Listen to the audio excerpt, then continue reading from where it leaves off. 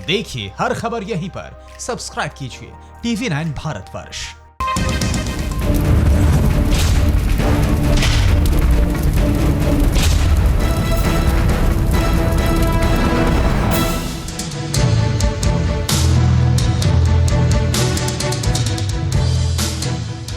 नमस्कार, हम आपका सभी दर्शकों का, और आपको बता दें कि आज हम आपके सामने कुछ ऐसी खबरें लेकर आ रहे हैं जो कि शायद आपके होश फाख्ता कर देंगे। क्या आपको लगता है कि भारत के खिलाफ एक युद्ध छेड़ने की तैयारी है? कुछ ऐसी चीजें हैं जो हमारे सामने आ रही हैं जो चौंकाने वाली हैं और बहुत लंबी प्लानिंग के तहत अब खुलासे होने शुरू हो चुके हैं। लेकिन उस तरफ अमेरिका जिस तरीके से चीन को खदेड़ने की कोशिश कर रहा है, उससे एक और सवाल भी हमारे सामने है।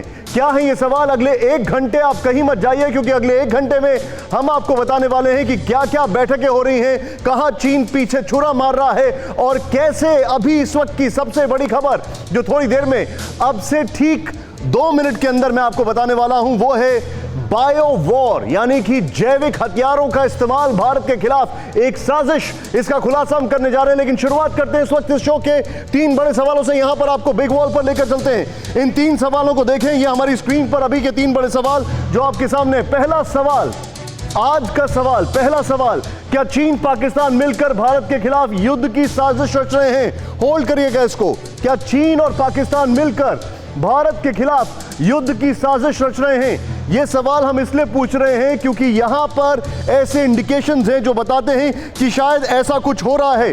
चेंज करें, नेक्स्ट सवाल जो हमारे सामने है, और वो सबसे बड़ा सवाल है कि क्या चीन और पाकिस्तान दुनिया को थर्ड वर्ल्ड वॉर की तरफ झोंक रहे हैं, यानी तीसरे विश्व युद्ध की तरफ? क्या चीन और पाकिस्तान भारत पूरी दुनिया को झोंक रहे हैं? चीन और पाकिस्तान, इन दोनों के चेहरे तो नहीं मिलते लेकिन कर्म बड़े मिलते हैं। हम जिनपिंग और इमरान खान की बात कर रहे हैं, और यह अपने आप में सबसे बड़ा चिंता का विषय। नेक्स्ट चेंज ओवर करें, जो हमारे सामने एक और चैलेंज है। अमेरिका चीन के बीच का शीत युद्ध क्या दुनिया को 2 भागों में बांट देगा?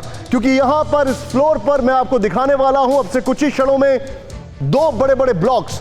एक ब्लॉक होगा वर्ल्ड वॉर 2 की तरह, एक ब्लॉक अमेरिका का, एक ब्लॉक चीन का, और बड़े ताकतवर देश इस तरफ उस तरफ अलाइनमेंट कर रहे हैं। सीधे चलूंगा मैं, हमारे जितने भी दर्शक हैं यहां पर, इन 3 सवालों को अगर हो सके तो एक बार फिर से हमारी स्क्रीन पर फ्लैश करें। हमारे खास मेहमानों को हम दिखाने जा रहे हैं, लेकिन सबसे पहले 3 सवाल आपके सामने एक बार फिर से।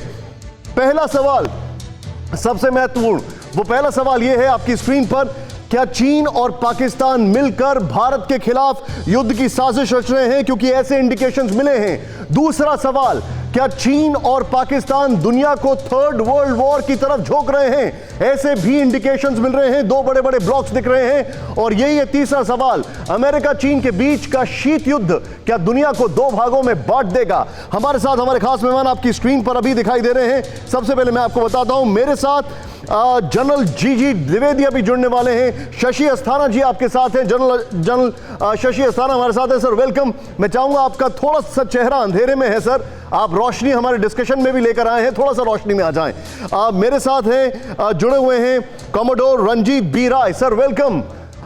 मनीष झा मेरे साथ हैं। WMCC की बैठक अभी चल रही है। मनीष, जानकारी मैं आपसे लेना चाहूंगा, 1 हफ्ते से मैं आपके पीछे पड़ा था कि इस बैठक में क्या हुआ क्या नहीं हुआ।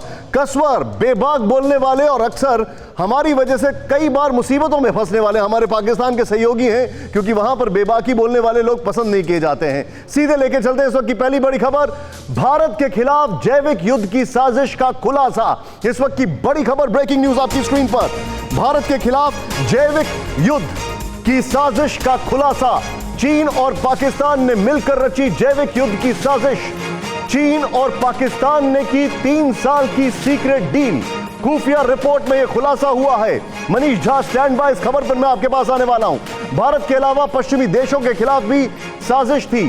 चीन की वुहान लैब में तैयार होगा खतरनाक जैविक वायरस। मनीष झा मेरे सहयोगी मेरे साथ है। मनीष, बहुत हैरान करने वाली यह रिपोर्ट है, पूरी एक एक जानकारी बताएं। भारत और चीन, भारत के खिलाफ चीन और पाकिस्तान, हैरान करने वाली। जी हाँ, देखिए, पाकिस्तान और चीन का ये एक ऐसा नापाक गठजोड़ है जिसके बारे में जानकर पूरी दुनिया सन्न है। हालांकि अभी तक पूरी दुनिया जो कि कोरोना की चपेट में है, और तमाम सबूत इस बात के इशारा करते हैं कि ये भी चीन का एक जैविक हथियार है। लेकिन इसके अलावे आज जो हम अपनी जानकारी दुनिया के सामने रख रहे हैं, तो मैं आपको बताऊं कि खबर यही है कि वुहान लैब के माध्यम से एक प्रयोग हो रहा था और इसको प्रयोग का जो आप कहें कि एक्सपेरिमेंट था वो पाकिस्तान था और वहाँ पर एंथ्रेक्स की तरह का एक वायरस उसको लेकर एक्सपेरिमेंट हो रहे थे और उसके जरिए ये देखने की कोशिश की जा रही थी कि इसकी कितनी मारक क्षमता है।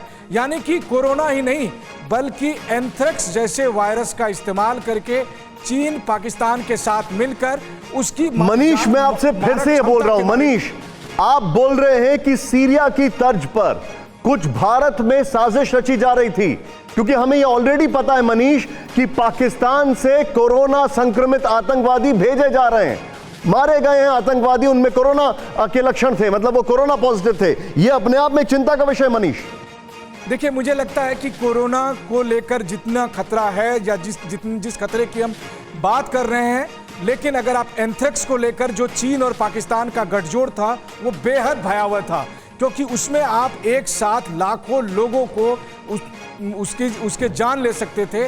और इसको लेकर जो एक्सपेरिमेंट वुहान लैब और पाकिस्तान की एजेंसी मिलकर कर रही थी, जिसका खुलासा हुआ है कि किस तरीके से एंथ्रेक्स वायरस का इस्तेमाल करने की प्लानिंग में थे चीन और पाकिस्तान मिलकर, और उसके चपेट में भारत और कुछ वेस्टर्न कंट्री आने वाला था। और यकीन मानिए ये कोरोना वायरस से कई गुना ज्यादा खतरनाक। मनीष, ये बहुत चिंता का विषय जो आप मुझे बता रहे हैं कि चीन और पाकिस्तान मिलकर, मेरे साथ खास मेहमान आपको सामने दिखाई दे रहे हैं, जनरल द्विवेदी हमारे साथ हैं जो कि चीन के ऊपर काफी अच्छी एक्सपर्टीज रखते हैं। चीनियों से जब पूरी तरीके से सक्रिय थे फौज में तब उनसे कई मुलाकातें की। और मेरे साथ अनिल मेरे सहयोगी बीजिंग से हैं, ये भी बहुत सीधा बोलते हैं, सटीक बोलते हैं, इसलिए इनके लिए भी काफी मुश्किलें हम खड़ी करते हैं, क्योंकि चीन और पाकिस्तान दोनों मुल्कों में ऐसे लोग पसंद नहीं किए जाते। लेकिन मैं आपको ये बड़ी खबर बता रहा हूं, कसवर मेरे साथ है। कसवर, ये हैरान करने वाली रिपोर्ट है, मैं समझ सकता हूं इस रिपोर्ट पे आपके पास क्या क्या इंफॉर्मेशन है, लेकिन क्या पाकिस्तान और चाइना का जो अलायंस है वो अब एक ग्लोबल अलायंस के तौर पर दिखाई दे रहा है, हर चीज में साम दाम दंड भेद?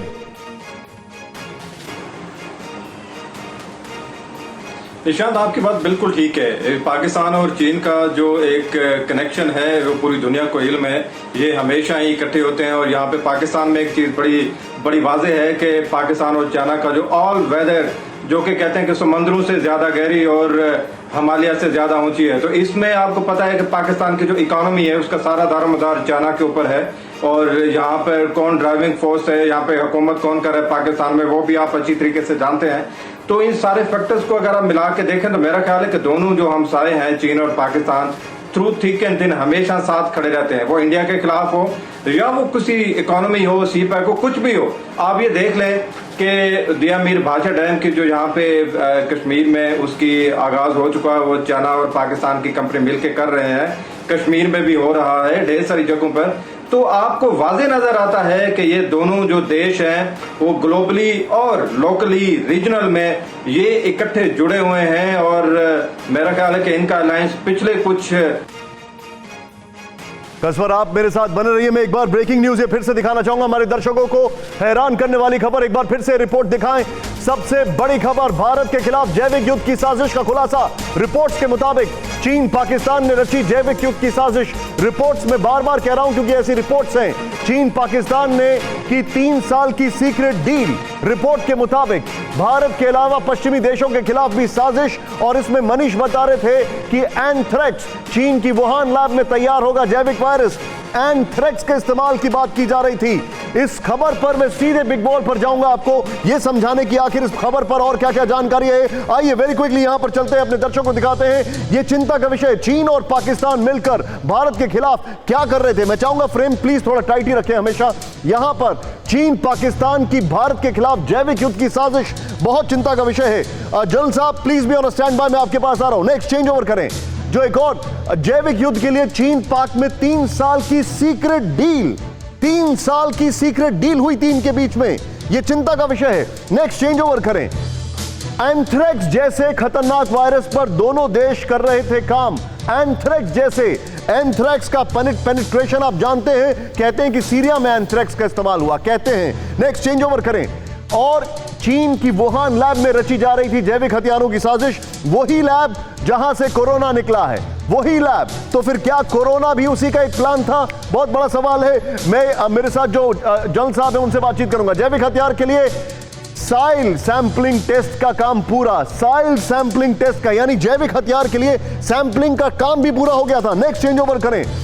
और भारत के खिलाफ अमेरिका भी जैविक हमले के निशाने पर, अमेरिका भी जैविक हमले के निशाने पर। ये पूरे ग्राफिक्स प्ले अप करिए। मैं सीधे सीधे अपने मेहमानों के पास जाऊंगा। ये चिंता का विषय है। जनरल अस्थाना, वेरी क्विकली आपके पास, और उसके बाद जनरल द्विवेदी, और फिर हमारे साथ रंजीत सर के पास में जाऊंगा। General Asthana, very quickly sir, Bharat के खिलाफ जैविक हथियार की साजिश, एक तरफ कोरोना, दूसरी तरफ ये, आपको लगता है ये जो रिपोर्ट्स हैं ये एकदम सही टाइम पर आई हैं? मतलब कोई बहुत बड़ी करतूत को अंजाम देने की कोशिश थी?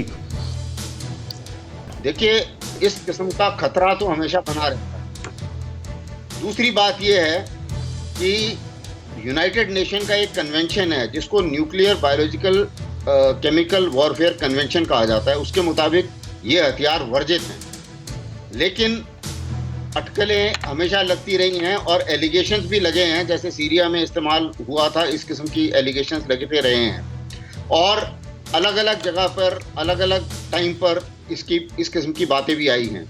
कोरोना के बारे में भी जब पूरे 130 देशों से ज़्यादा लोगों ने ये मांग की है कि भाई इसकी टोटल इंटरनेशनल सर्च होनी चाहिए, तो उसमें एक एंगल ये भी है कि क्या ये एक बायोलॉजिकल वेपन था या नहीं था।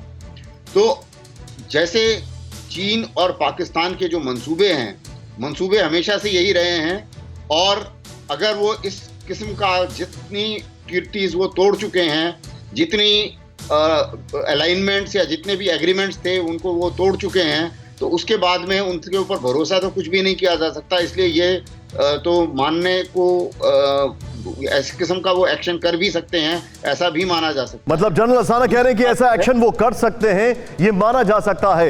Ranjit sir, commodore Ranjit sir, मैं आपसे एक चीज जानना चाहूंगा सर।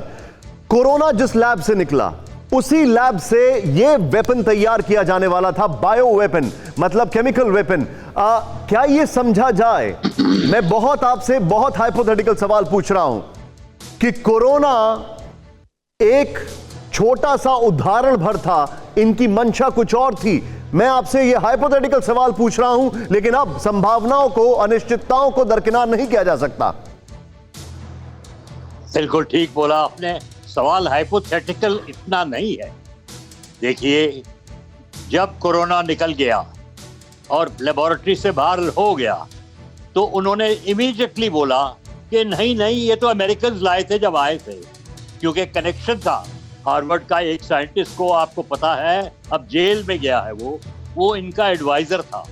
तो उनको जो चीन को पता चल गया कि ये हो गया, वहाँ उनका न्यू ईयर चल रहा था, तो उन्होंने बिल्कुल जरूरी जल्दी से लॉकडाउन कर दिया था वुहान में, हुबे में।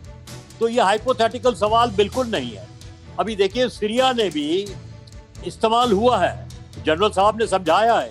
एक कन्वेंशन है, यूनाइटेड नेशंस का कन्वेंशन है कि हम कभी भी नहीं बायोकेमिकल वॉरफेयर करेंगे, लेकिन आजकल इस्तेमाल हो रहा है। देखिए, ये भी हो गया, एनपीटी था, उसके बाद भारत भी अब परमाणु हथियार हमको आ गए हैं, पाकिस्तान के पास भी आ गए हैं, इजराइल के पास तो कहते हैं। तो आपका सवाल हाइपोथेटिकल नहीं है। लेकिन दूसरी बात जो पहले आपने शुरू की, चीन और पाकिस्तान, अरे बाबा, बहुत दोस्ती है, higher than the Himalaya, deeper than the seas. उनके प्रेसिडेंट ने आके बोला है, उनको $50 बिलियन दे रहे हैं, उनके लिए CPC बना रहे हैं, ग्वादर को ले लिया है, तो इसमें कोई शक की बात नहीं है। लेकिन ये मैं बता दूं, स्ट्रेटेजिस्ट के हिसाब से वर्ल्ड वॉर किसी को नहीं चाहिए। अमेरिका ने बहुत दबाव लगा दिया, और जो हो गया लद्दाख में, सब जनरल हमारे बता रहे हैं, चाइना मेड अ मिस्टेक, बड़ी जबरदस्त गलती। सर, मैं इस चीज को आगे लेके जाऊंगा। रंजीत सर, मैं थोड़ा सा आगे लेके जाऊंगा। आपने एक वैलिड पॉइंट रखा है कि China made a mistake. General Dwivedi sir, जो मैं एक सवाल पूछ रहा हूं बार बार, इंडिकेशंस ऐसे हैं कि चीन और पाकिस्तान देवर हैंड इन ग्लव भारत के खिलाफ, and it was a strategy, और उसमें केमिकल वॉरफेयर भी है, उसमें हर चीज दिखाई दे रही है। अब ये क्या कंफर्म माना जाए कि they are hand in glove to trouble India? देखो निशांत, मैं आपको थोड़ा सा इसका एक बैकग्राउंड देना चाहता हूँ कि चीन और पाकिस्तान की जो दोस्ती है, गठबंदी है, ये तकरीबन 40 साल से चल रही है और ये दिन ब दिन मजबूत होती गई। पहले से मिलिट्री अलायंस था, फिर न्यूक्लियर इसमें आ गया, फिर मिसाइल टेक्नोलॉजी आ गई और अभी बायोटेक्नोलॉजी जिसकी बात कर रहे हैं। क्योंकि मैं चाइना में और नॉर्थ कोरिया में मैं डिफेंस अटैची था, तो नॉर्थ कोरिया में इसकी बहुत ही प्रगति हुई है ये बायोलॉजिकल केमिकल वॉरफेयर की। तो इसलिए आपको मैं दो बातें बताना सर, मैं अपने दर्शकों को एक बार बताना चाहूंगा, जनरल द्विवेदी हमारे साथ जो हैं ये बाकायदा नॉर्थ कोरिया और चाइना में डिफेंस अटैचे रह चुके हैं। जनरल द्विवेदी सर, अब आप जो बोलेंगे वो हमारे लिए उनके पर्सपेक्टिव से काफी मैटर करता है। जनरल द्विवेदी सर, क्या वो इस हद तक जा सकते हैं? ये बहुत बड़ा सवाल है सर, केमिकल वॉरफेयर। बिल्कुल बिल्कुल जा सकते हैं, क्योंकि 2010 से वुहान लैब में जो पीएलए की लैब है उसमें बायोटेक्नोलॉजी पर बहुत रिसर्च हुई है और ये जो फंडिंग हुई है ये पीएलए से हुई है और उन्होंने बायोटेक्नोलॉजी को एक वेपन की तरह इस्तेमाल करने का उनका एक स्ट्रेटजी है। दूसरी बात जो है, पाकिस्तान और नॉर्थ कोरिया ये दोनों ही चाइना के साथ जुड़े हुए हैं। इनकी न्यूक्लियर बायोलॉजिकल इनकी बहुत ही एक अलायंस है। और तीसरी बात जो है, क्या ये सच है, मैं इस पर पूरा विश्वास करता हूँ, क्योंकि जो वुहान की लैब है ये पीएलए की फंडेड लैब है और उसमें बहुत रिसर्च हुई है, तो इसमें हम कोई शक नहीं कर सकते। मैं आपसे एक बहुत फारफेच सवाल पूछ रहा हूं सर, मैं एक फारफेच आपसे सवाल पूछ रहा हूं आज, और मैं चाहूंगा हमारे सारे पैनलिस्ट को दिखाएं। मैं अपनी अगली ब्रेकिंग, अनिल मैं आपसे अगली ब्रेकिंग पे सवाल पूछा हूं, मेरे सामने फ्लैश हो रही है, मुझे बोला जा रहा है उस पर जाने, लेकिन मैं आप तीनों लोगों से जो तीनों फौज से हमारे साथ हैं, मैं बहुत बहुत बहुत ही ग्रेविटी के साथ ये पूछ रहा हूं, क्या वुहान लैब को डिस्ट्रॉय नहीं किया जा सकता है? It's a nerve centre for all the nuisance. बिल्कुल निशांत, क्यों नहीं, because this is AP centre of the problem. जो वुहान लैब है ये पीएलए की लैब है, ये एक मिलिट्री टारगेट है, इसमें बहुत रिसर्च होती है और मेरा ख्याल है कि इस पर एक बहुत ही इन्वेस्टिगेशन होनी चाहिए।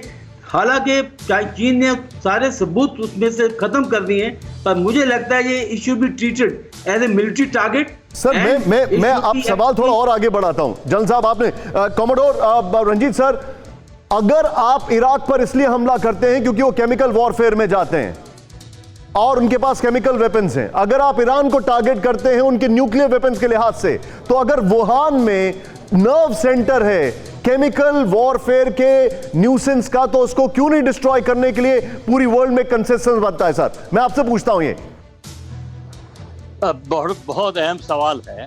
अगर जो हमारे एविडेंस हो और अगर जो हमने सब देशों को अपने साथ ले गए और अगर जो अमेरिका हो, तो कुछ न कुछ हो सकता है।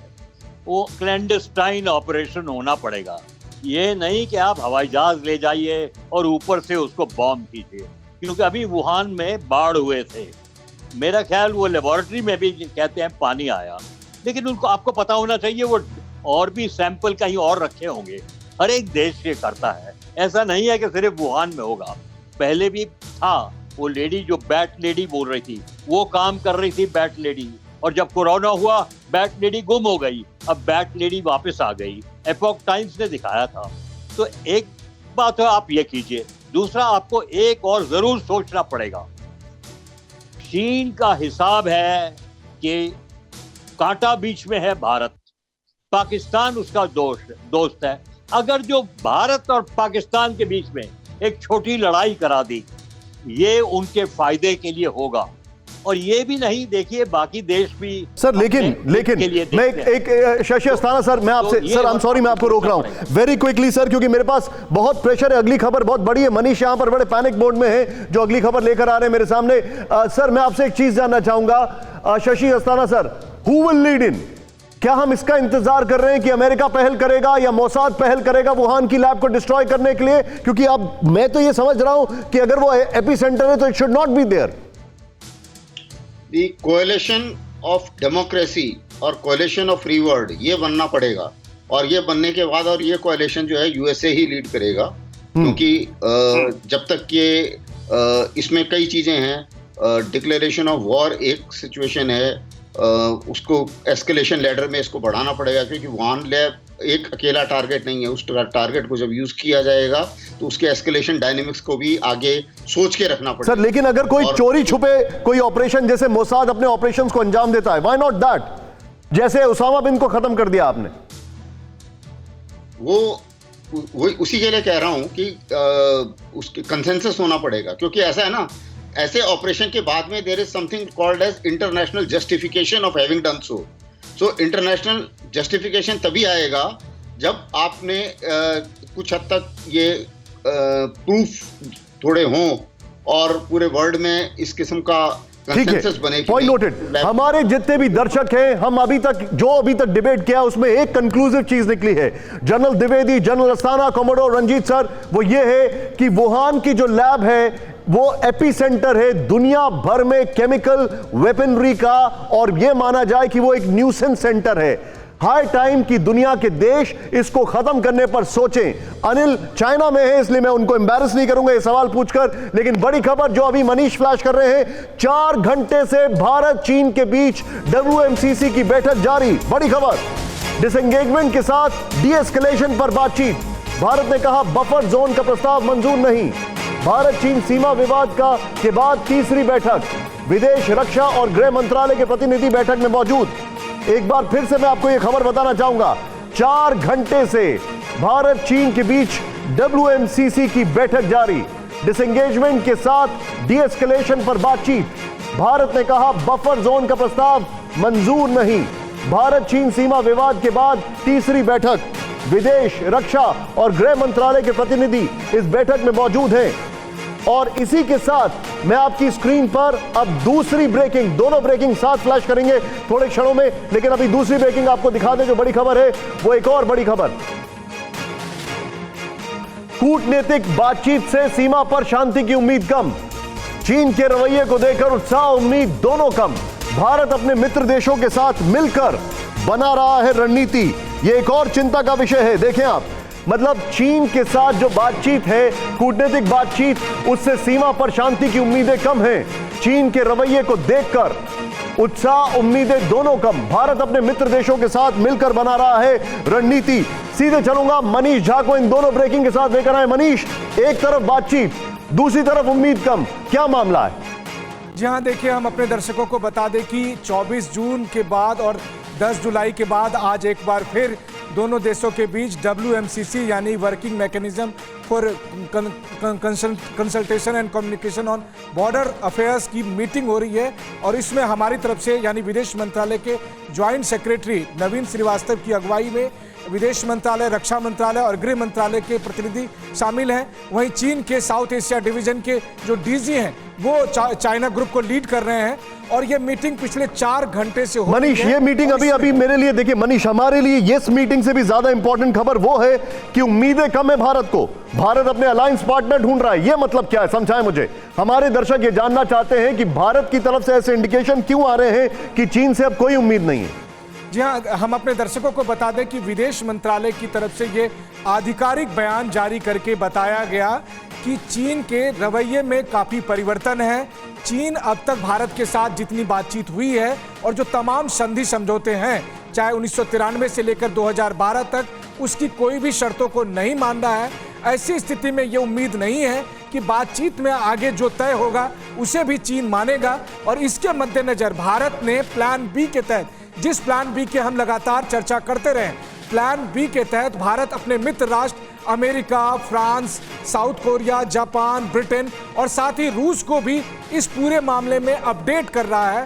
और एक कंबाइंड स्ट्रेटजी तैयार की जा रही है ताकि चीन के खिलाफ सब मिलजुल कर किस तरीके से मोर्चाबंदी कर सके। और भारत लगातार इसको कोऑर्डिनेट कर रहा है। इसलिए मैं कह रहा हूं कि एक तरफ भारत जहां चीन के साथ कूटनीतिक बातचीत कर रहा है लेकिन उत्साह उसमें नहीं है, उम्मीद नहीं है, वहीं दूसरी तरफ प्लान बी के तहत अनिल मेरे साथ है। अनिल, वेरी क्विकली, अनिल, इस खबर पर आप क्या कहेंगे? एक तरफ बातचीत और दूसरी तरफ नाउम्मीदी, चीन के अंदर इसको लेकर क्या चल रहा है? देखिए निशांत, इस बात को लेकर आपको ये तो कहना ही होगा कि उम्मीद तो छोड़नी नहीं चाहिए, और जो भी चल रहा है दोनों तरफ से उस बात को लेकर आशा की जानी चाहिए कि अनिल, माफी चाहूंगा, मैं आपको रोक रहा हूं। अपने दर्शकों को बता दें कि चीन से लाइव अनिल आजाद पांडे एक जर्नलिस्ट हैं जो कि हमारे साथ जुड़े हुए हैं बीजिंग से। अनिल प्लीज गो अहेड, बताइए।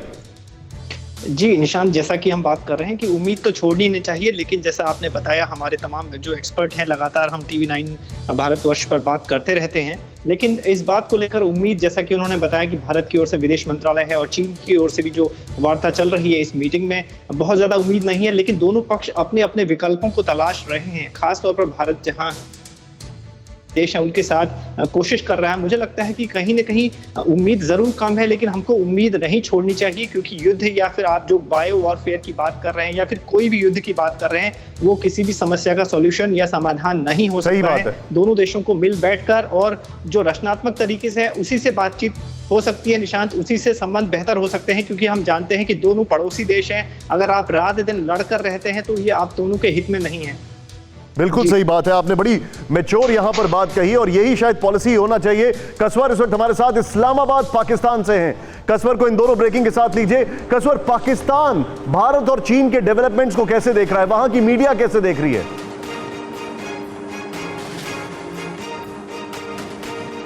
निशांत, एक चीज बड़ी इंटरेस्टिंग मैं आपके साथ शेयर करूंगी। जिस तरह कि पाकिस्तान और चाइना का एक इसको गठजोड़ का नाम दें, अलायंस का नाम दें, तो वो तो पूरी दुनिया को इल्म है, भारत को भी इस चीज का इल्म है कि जिस तरह हिमालय और हम समंदर से गहरी की बात करते हैं वो तो है। जब भी कभी किसी भी बॉर्डर पे होगा पाकिस्तान को चीन की जरूरत हो कि चीन को पाकिस्तान में ये इकट्ठे रहेंगे। लेकिन इंटरेस्टिंग चीज ये है, कुलभूषण को लेके पाकिस्तान के अंदर जो इस वक्त फोकस है वो कुलभूषण की जात एक बड़ी वो बनी हुई है। पाकिस्तान ने पिछले दिनों उनके फादर के साथ मिलाने की कोशिश की। मुझे कहीं ऐसा लग रहा है, जो कि पाकिस्तान का मीडिया भी इसको थोड़ा बहुत हाईलाइट कर रहा है, कि पाकिस्तान ने थोड़ा सा इंडिया की तरफ सॉफ्ट स्टांस किया है। अब पाकिस्तान के अंदर जो एस्टेब्लिशमेंट है, कहने को तो सिविलियन गवर्नमेंट की सब कुछ चलता है, लेकिन आपको भी पता है निशान, मैं भी समझता हूँ कि मिलिट्री एस्टेब्लिशमेंट यहाँ पे बहुत ज्यादा पावरफुल है। और जब आप चाइना और इंडिया की बात करेंगे, फॉरेन पॉलिसी की बात करेंगे, तो इसका मतलब है आप मिलिट्री की तरफ से ही डायरेक्शन आती है उसको फॉलो किया जाता है या उसको ज्यादा वेटेज दिया जाता है। जब कुलभूषण की बात करेंगे उसके ऊपर सॉफ्ट स्टांस हो रहा है, तो इस वक्त पाकिस्तान की जो गवर्नमेंट है, एस्टेब्लिशमेंट है, वो क्रिटिसाइज हो रही है इससे अपोजिशन की जानिब से कि आप कुलभूषण को छोड़ने की तैयारियां कर रहे हैं। तो ये एक बहुत बड़ा मुद्दा है इस वक्त पाकिस्तान में। कल पाकिस्तान की पार्लियामेंट में भी ये डिस्कस हुई। तो मुझे ऐसा लग रहा है कि शायद पाकिस्तान की जो इस वक्त एस्टेब्लिशमेंट पावरफुल सरकार है, वो भी चाहते हैं कि चाइना और इंडिया का स्टांस थोड़ा सा कम हो, लड़ाई झगड़े की बात कम हो। Point noted. मैं एक आपकी बात समझ गया, आप जो कहना चाह रहे हैं कि पाकिस्तान का स्टैंड थोड़ा सा सॉफ्ट दिख रहा है, वो blowing hot and blowing cold जिसको अंग्रेजी में कहते हैं। लेकिन इस वक्त बड़ी खबर, तिब्बत बॉर्डर पर बाज नहीं आ रहा है चीन। इस वक्त की बड़ी खबर, तिब्बत बॉर्डर पर रोड बनाने में जुटा चीन। टॉप न्यूज, हिमाचल के पास 20 किलोमीटर की सड़क बना रहा है चीन। नो मैन्स लैंड में भी चीनी निर्माण की आशंका, चिंता का विषय। एक बार फिर से खबर पूरी आपके सामने फ्लैश करेंगे। हिमाचल के पास 20 किलोमीटर लंबी सड़क, तिब्बत बॉर्डर पर बाज नहीं आ रहा है चीन। तिब्बत बॉर्डर पर रोड बनाने में जुटा चीन। हिमाचल के पास 20 किलोमीटर की सड़क बना रहा है चीन। नो मैन्स लैंड में भी चीनी निर्माण की आशंका। सीधे यहां पर आपको लेके चलते हैं, क्योंकि अभी चीन की जो दगाबाजी है, एक तरफ तिब्बत की तरफ हम आपको दिखा रहे हैं और सीधे यहां पर बिग वॉल पर आइए देखें। आपको बताएं कि अभी LAC पर क्या हालात हैं, क्योंकि एक इंफॉर्मेशन अभी हमने आपको दी है, दूसरी यहां पर देखें आप, जो हम आपको जानकारी दे रहे हैं। पैंगोंग लेक डेप्सांग प्लेन पर चीनी सेना अभी भी तैनात है। चिंता का विषय है, बहुत परेशान करने वाली बात है, क्योंकि एक तरफ WMCC की बैठक चल रही है, दूसरी तरफ ये, अगर फ्रेम थोड़ा और टाइट हो जाए तो बेहतर होगा। नेक्स्ट चेंज ओवर करें, जो एक और पॉइंट है, डिसएंगेजमेंट का दूसरा चरण का चीन नहीं कर रहा है पालन। यह साफ दिखाई देता है कि डिसएंगेजमेंट की बात कर रहा है लेकिन पालन नहीं कर रहा है। नेक्स्ट, क्योंकि चीन को डर है, चीन 40,000 सैनिकों को कर रहा है तैनात। उसको डर है कि एक बार यह जमीन निकल गई तो भारत पूरी तैयारी के साथ है, अब यह जमीन नहीं छोड़ेंगे जो उसकी कभी नहीं थी। एयर डिफेंस सिस्टम और लंबे रेंज वाले आर्टिलरी हथियार से लैस चीनी सेना, यह बहुत चिंता का विषय है। देखिए आप यहां पर एयर डिफेंस सिस्टम यानी S-400 जो कि उन्होंने पिछले साल ही खरीदा है रशिया से। नेक्स्ट चेंज ओवर करें, फिंगर क्षेत्र में एक ऑब्जर्वेशन पोस्ट तैयार करना चाहता है चीन, बातचीत कर रहा है और पीछे धोखाधड़ी। नेक्स्ट चेंज ओवर करें, यह चिंता का विषय है। Hot spring Gogra post area में बड़े स्तर पर निर्माण। नेक्स्ट चेंज ओवर करें, एक और चिंता का विषय, हॉट स्प्रिंग गोगरा पोस्ट को लेकर दोनों देशों की सेनाओं में गतिरोध। मैं चाहूंगा ये वाला विजुअल, ये वाली ग्राफिक्स और ब्रेकिंग दोनों लेकर आए। और वेरी क्विकली जनरल द्विवेदी के पास मैं जाऊंगा, very quick reaction. General Dwivedi, एक तरफ बातचीत और दूसरी तरफ डिसएंगेजमेंट नहीं बल्कि विस्तारवाद, अब कैसे निपटा जाएगा? Very quickly sir, very sharp. देखो निशांत, ये तो चीन की चालबाज है, उसकी ये चाल है। 20 साल उसने जो बॉर्डर पर टॉक्स किए हैं, कोई 1 इंच नहीं हम बढ़ पाए। तो ये चीन का एक स्ट्रेटजी है कि पहले जमीन पकड़ो, फिर लंबी लंबी बातें करो, उलझाओ दूसरों को, और ये वो पीछे हटने वाला नहीं है। ये बिल्कुल उसकी जैसी चाल है, वो आया ही इसलिए था कि सर मुझे एक बात बताइए, मैं आपसे एक चीज समझना चाह रहा हूं, मैं आपको बीच में रोक रहा हूं। पहले अपने दर्शकों को बता दूं कि अब से ठीक 2 मिनट बाद हम आपको ग्लोबल अलायंस की आज की तस्वीर दिखाने जा रहे हैं। दुनिया आज कैसे दिखाई दे रही है 2 धड़ों में, अब से ठीक 2 से 3 मिनट के अंदर। मतलब आप स्टैंड बाय रहिए, 2 से 3 मिनट में एक वो तस्वीर दिखा रहे हैं जो आपको बताएगी कि आखिर दुनिया कैसे दो फाड़ हो चुकी है और कौन किसके साथ है, पूरा black and white. Sir general Dwivedi, मेरा सवाल आपसे यह है, जो आप अभी बता रहे हैं, अगर मैं उस चीज को थोड़ा सा ऐड ऑन करूं, क्या चीन को इस बात का डर है कि अब भारत सेना सुपर अलर्ट मोड में है, अगर हमने अपनी पोस्ट छोड़ी तो ये हमें कभी भी वापस नहीं आने देंगे, क्योंकि वो इनका इलाका ही नहीं है जहां पर ये घुसे हुए हैं, चीनियों की बात की जाए तो? बिल्कुल निशांत, बिल्कुल आपने ठीक कहा है कि अगर वो चीनी पीछे हटेंगे तो हम आगे बढ़ेंगे, ये तो उसमें कोई शक ही नहीं है। और दूसरा, चीन ने पूरा उल्लंघन किया ग्रे जोन का। हम इसमें पेट्रोलिंग कर सकते थे फिंगर 8 से फिंगर 1 तक, पर उन्होंने कब्जा किया है और उनको पता है कि अगर वो पीछे हटेंगे तो हम आगे बढ़ेंगे और ये जमीन उनके हाथ से चली जाएगी। ये उनका बहुत एक विकल्प है और वो ये इसको नहीं छोड़ेंगे। हमें ये जमीन छुड़वानी होगी और उसके लिए हमें कई प्लान बी, प्लान सी तक भी जाना पड़ेगा। कितना लंबा आपको दिखता है ये चीन का हॉल? ये डोकलाम 72, मुझे याद है डोकलाम की अगर बात की जाए तो 72 दिन चला था। ये मामला कितना लंबा दिखाई देता है? ये मामला मैं कहता हूं कि ये महीनों नहीं, ये साल भी चल सकता है, क्योंकि जिस पोजीशन पर चीन बैठा हुआ है, और यह मैं बटालियन कमांडर था, ये फिंगर 4 की हाइट बहुत ही अहम हाइट है, ऐसे गालवान की हाइट बहुत अहम है, और ऐसे देवसान की ये बहुत ही उन्होंने एक क्या कहते हैं टैक्टिकली इंपॉर्टेंट जगह पकड़ी है। और Shashi Asthana sir, point noted sir. यानी कि ये अभी जनरल द्विवेदी का ये कहना है, जनरल द्विवेदी जो कि डिफेंस अटैचे रह चुके हैं चीन और नॉर्थ कोरिया में, उनका ये कहना है कि ये दिनों नहीं, महीनों नहीं, साल भी चल सकता है। Shashi Asthana sir, very quick reaction, क्योंकि मेरे पास वो 2 बड़ी खबर आ रही है जिसके बाद हम दुनिया को दिखाने जा रहे हैं। सर मैं आपसे ये समझना चाह रहा हूं, क्या ये समझा जाए कि अब एलएसी का इलाका खाली पेट्रोलिंग तक, ग्रे जोन तक सीमित नहीं है, it is a complete war zone like LOC? अभी सर्टनली अब ये एक तरीके से ये एलएसी जो है उसमें हालात जिस किस्म से बने हुए हैं वो तो एलओसी के ही हालात बने हैं, सिर्फ गोलियां फायर नहीं हो रही हैं। लेकिन दूसरी चीज ये है कि जैसे कि जनरल द्विवेदी ने बताया, टैक्टिकल फीचर्स वो लोग उन्होंने जो ऑक्युपाई किए हैं, उनको ये डर है कि ये भारत ना ऑक्युपाई कर ले, और ये इस इलाके में उन्हें नहीं होना चाहिए था, और इस इलाके से उन्हें वापस भेजना ही पड़ेगा, क्योंकि वो टैक्टिकल फीचर हमारे लिए भी इम्पोर्टेंट है। जहाँ तक डोमिनेशन का सवाल है, हमारी जो स्ट्रेटेजिक रोड है DSDBO रोड, वो भी डोमिनेट होती है उस इलाके में, और उसी मुताबिक जो लेक की साइड भी हमारा जो इलाका है, हमारा जो लेक का हिस्सा है, वो भी उस तरीके से उनके ऑब्जर्वेशन के नीचे आ जाता है। तो इन इलाके को नहीं सर, मुझे मैं बहुत शार्प रिएक्शन सर चाह रहा हूं। अस्थाना साहब, क्या ये वॉर जोन बन चुका है? क्या समझा जाए कि now it is a war zone like LOC? बस सीज फायर वायलेशन नहीं हो रहा है लेकिन वॉर जोन है। हमें ट्रीट करना चाहिए इसको एज वॉर जोन, क्योंकि हम किसी भी हालत में अभी यहाँ पर ढीले नहीं पड़ सकते। ओके, आग डालकर ठीक है सर। मेरे सामने बड़ी खबर आ रही है इस वक्त का बड़ा statement. Manish Jha stand by. America ने दिए चीन पर बड़ी कार्रवाई के संकेत। अभी कुछ नहीं किया तो हमारे बच्चे भुगतेंगे, माइक पॉम्पियो। तब हमारे बच्चे चीन की दया पर होंगे, माइक पॉम्पियो।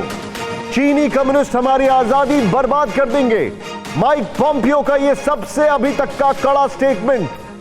चीनी कम्युनिस्ट हमारी आजादी बर्बाद कर देंगे। कम्युनिस्ट पार्टी चाइना की सीसीपी उसको टारगेट। अमेरिका ने दिया चीन पर बड़ी कार्रवाई का संकेत। अभी कुछ नहीं किया तो हमारे बच्चे भुगतेंगे। ये वॉर रिटोरिक नहीं है, ये सीधे तौर पर एक ये कहा जाए माहौल बनाने की कोशिश है अमेरिका की तरफ से, दुनिया में मैसेज देने की और अपनी डोमेस्टिक ऑडियंस में। ये बहुत बड़ा मैसेज है। चीनी कम्युनिस्ट हमारी आजादी छीन लेंगे, बहुत बड़ा मैसेज है। और मैं चाहूंगा अपने दर्शकों को इसके साथ एक और बड़ी खबर, एक और ब्रेकिंग मैं आपको दिखाने जा रहा हूं। टेक्सास में हमारे पास जो जानकारी आ रही है, टेक्सास में भी चीनी दूतावास बंद करने का आदेश है। टेक्सास में अमेरिका ने दिया टेक्सास दूतावास बंद करने का आदेश। ट्रंप ने चीन के और दूतावास बंद करने की दी धमकी। चीनी कॉन्सुलेट पर कई साल से जासूसी का आरोप। ह्यूस्टन के बाद टेक्सास में भी चीनी कॉन्सुलेट होगा बंद। यह इस वक्त की बड़ी खबर, और ये दोनों खबरें आपको स्क्रीन पर मैं दिखाने जा रहा हूं एक साथ। और ये मनीष झा के पास मैं जाऊंगा। मनीष, माइक पॉम्पियो का बहुत बड़ा स्टेटमेंट है। It is almost like a war cry कि अब बस बहुत हो गया, बहुत कर लिया सम्मान। जी हाँ, बिल्कुल। देखिए, और सबसे पहले हम अपने दर्शकों को बता दें कि थोड़ा सा जो आपने बात कही उसमें सुधार करते हुए कि जो ह्यूस्टन का जो दूतावास है चीन का, वो दरअसल टेक्सास में ही है। इसके अलावा अमेरिकी सरकार ने सैन फ्रांसिस्को में भी चाइनीज कॉन्सुलेट को बंद करने के लिए संकेत दिए हैं। तो टेक्सास के अलावा, टेक्सास के अंतर्गत ही ह्यूस्टन है, तो टेक्सास के अलावा सैन फ्रांसिस्को में भी चाइनीज कॉन्सुलेट को बंद करने की जा रही है। ठीक है, इसको हम लोग करेक्ट कर रहे हैं। और दूसरी बात, बिल्कुल आपने सही कहा कि अमेरिकी विदेश मंत्री ने सीधे सीधे शब्दों में दुनिया के उन मुल्कों से अपील की है कि आप भी आंखें खोलिए और सामने में जो ड्रैगन का वास्तविक चेहरा है इसे पहचानिए। और अगर आप इसे नहीं आज पहचानते हैं तो हमारी आने वाली पीढ़ियां भुगतेंगी। और मुझे लगता है कि उनका अभिप्राय यह भी है कि हमारी आने वाली पीढ़ियां तो छोड़ दीजिए, क्योंकि चीन जिस कदर आगे बढ़ रहा है वो दिन दूर नहीं जब चीन की कम्युनिस्ट पार्टी डिसाइड करेगी कि बाकी दुनिया के लोग किस तरीके से जिएंगे। तो लगातार माइक पॉम्पियो जिस वे ऑफ लाइफ की बात कर रहे हैं, माइक पॉम्पियो जिस आइडियोलॉजिकल डिफरेंसेस की बात कर रहे हैं, उसके तर्ज पर उन्होंने सबसे बड़ा बयान दिया है जिसे आप वॉर क्राई। मनीष, मैं आपको रोकूंगा यहां पर। ये वॉर क्राई के बाद मैं सीधे यहां पर और मेरे साथ रंजीत राय सर हैं। रंजीत सर, मैं आपके पास आ रहा हूं, please be on stand by. इस वॉर क्राई के बाद मैं आपको जो दिखाने वाला हूं, आइए अभी दुनिया का नक्शा कैसा होगा इसको समझते हैं। अलायंस, सबसे पहला अलायंस कौन सा आ रहा है हमारे सामने? अमेरिका के 5 दोस्त यहां पर जो आपको दिखाने जा रहा हूं मैं, जरा देखें। अभी हम अलायंस की बात करें, पूरी दुनिया डिवाइड हो चुकी है। अमेरिका का पहला दोस्त, फ्लैश करें यहां पर, वो है भारत। अमेरिका का पहला दोस्त भारत, उसके बाद इजराइल। यहां पर शायद मैं नहीं दिखाई दे रहा हूं आपको, लेकिन अमेरिका के बाद भारत, इजराइल, और इजराइल के बाद आपने देखा यहां पर यूके के बाद जापान, और जापान के बाद ऑस्ट्रेलिया। ये सबसे स्ट्रॉन्ग अलायंस है अभी इस वक्त अमेरिका का। देखें आप जरा, अमेरिका का ये अलायंस पार्टनर्स अभी जो कुछ भी चल रहा है, और ये इकोनॉमिक अलायंस भी है और ये वॉर अलायंस भी अगर कहा जाए तो शायद अतिशोक्ति नहीं होगी, लेकिन अमेरिका के ट्रस्टेड पार्टनर्स में से ये हैं।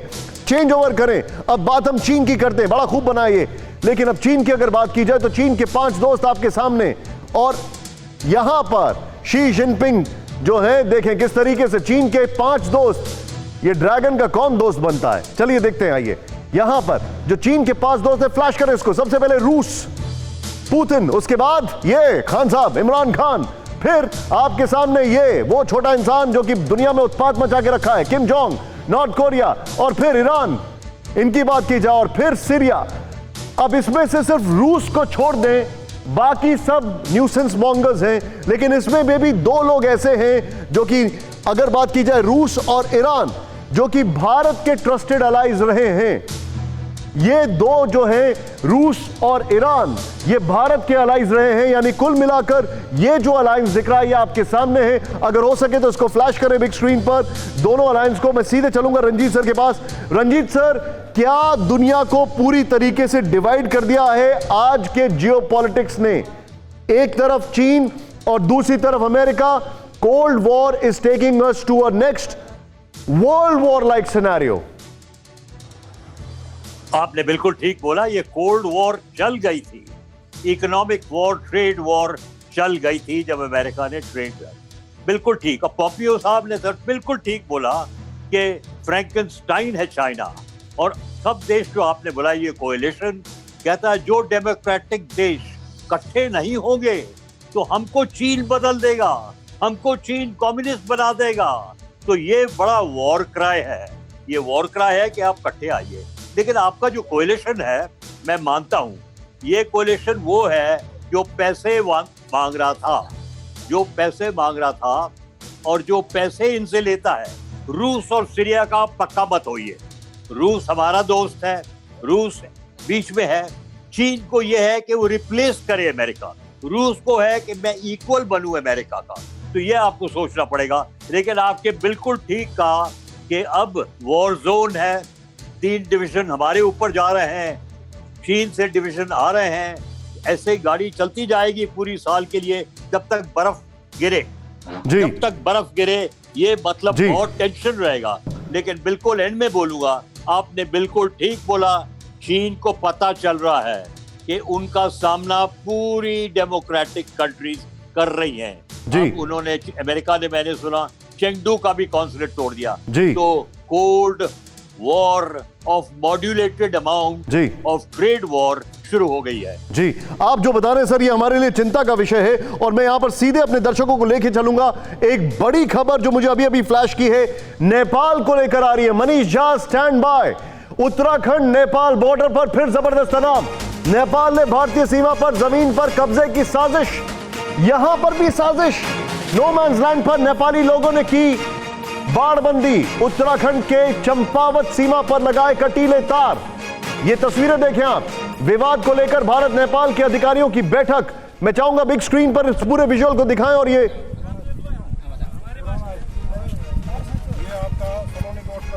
ये तस्वीरें देखें आप, ये जो खबर है, पूरी खबर मैं आपको एक बार फिर से बता रहा हूं। ये देखें, ये नेपाल बॉर्डर से तस्वीरें आपके सामने।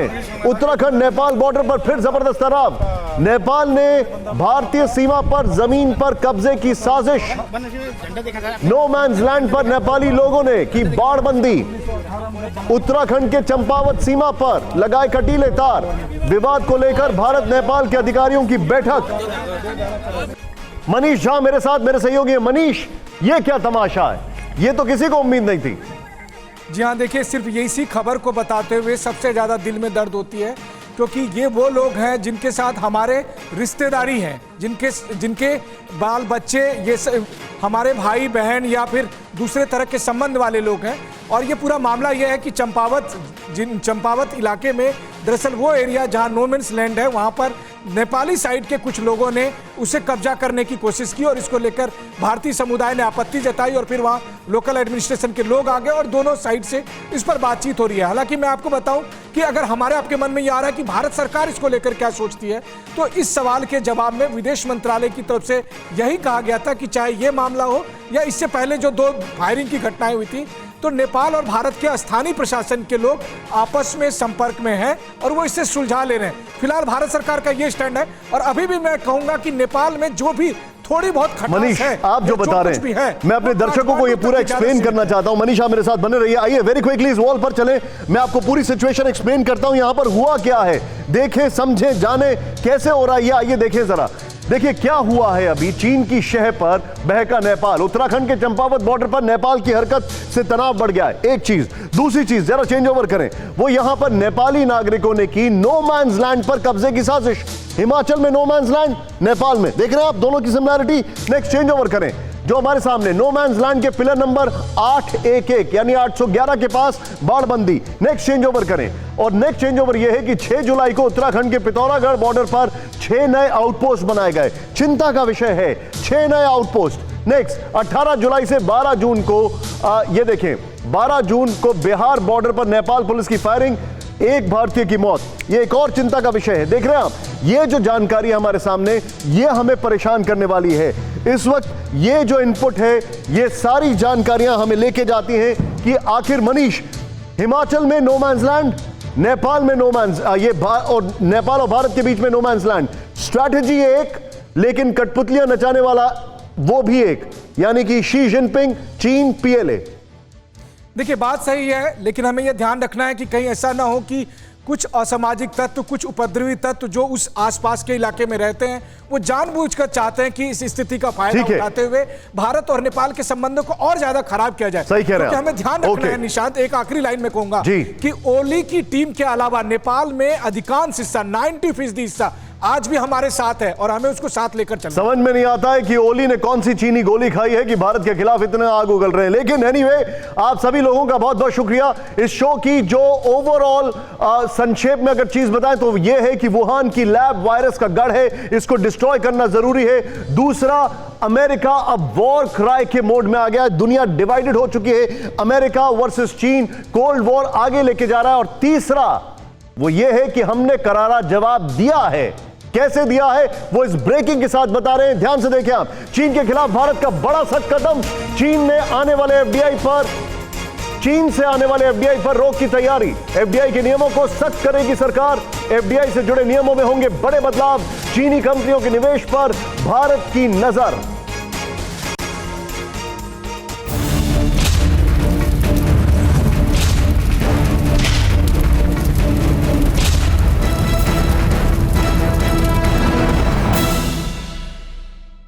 TV9 नेटवर्क 5 भाषाएं, हिंदी, तेलुगु, कन्नड़ा, मराठी और गुजराती, 48 करोड़ इंप्रेशंस, देश का number 1 news network. TV9 network.